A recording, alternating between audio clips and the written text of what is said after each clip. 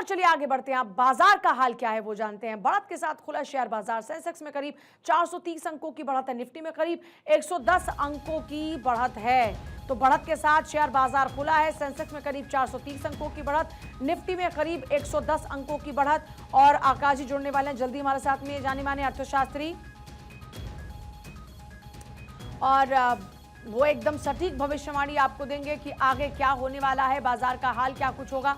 हालांकि उनका ये आकलन है कि भारत की जो इकोनॉमिकल स्टेट है वो बेटर है, जो स्थिति है वो बेहतर है। भारत लगातार इस दिशा में आगे बढ़ रहा है और शेयर बाजार में बढ़त आज देखने को मिल रही है। हालांकि कल आपने देखा था कि सेंसेक्स निफ्टी किस तरीके से लुढ़के थे, लेकिन आज बढ़त के साथ में बाजार खुला है तो बाजार में रौनक नजर आ रही है। जैसे ही बाजार खुला बढ़त के साथ, तो सेंसेक्स में करीब 430 अंकों की बढ़त है, निफ्टी में करीब 110 अंकों की बढ़त है। और आकाश जिंदल जुड़ गए हमारे साथ में, जाने माने अर्थशास्त्री।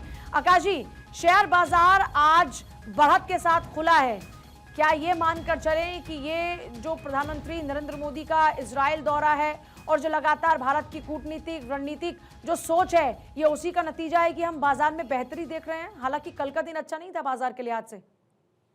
देखिए, बिल्कुल प्रधानमंत्री साहब का सम्मान पूरी दुनिया में है और प्रधानमंत्री साहब जहां जहां गए हैं हिंदुस्तान को सम्मान मिला है और साथ ही साथ हिंदुस्तान में एफडीआई भी आई है, हिंदुस्तान का व्यापार भी बढ़ा है। तो प्रधानमंत्री साहब के विजिट्स का हिंदुस्तान की इकोनॉमी को, हिंदुस्तान की मार्केट्स को, हिंदुस्तान के आम आदमी को, हिंदुस्तान में एम्प्लॉयमेंट अपॉर्चुनिटीज को, सब चीज का फायदा मिला है, इसके बारे में कोई दो राय नहीं है। और ये प्राइम मिनिस्टर साहब की ही एबिलिटी है कि उन्होंने, देखिए, ईयू के साथ ट्रेड डील की, उससे पहले और बहुत सी ट्रेड डील की हमारी सरकार ने, जिसका हमें फायदा मिला है। जहां तक आज की बात है, अब देखिए, यूएस ईरान के बीच में जो तनातनी थी, टेंशन थी, वो थोड़ी सी कम हुई है। अब संभावना लग रही है कि शायद चीजें आगे ना बढ़े, उस तरीके से तनाव उस तरीके से ना बढ़े, तो उसको लेके मार्केट्स में और इकोनॉमी में कुछ रिलीफ आया है। हालांकि ये वक्त बताएगा, अभी सारी चीजें जो है बहुत टेम्पररी है, अभी कुछ भी हम परमानेंट नहीं कह सकते क्योंकि अभी तक कोई पक्का सोल्यूशन सामने नहीं आया।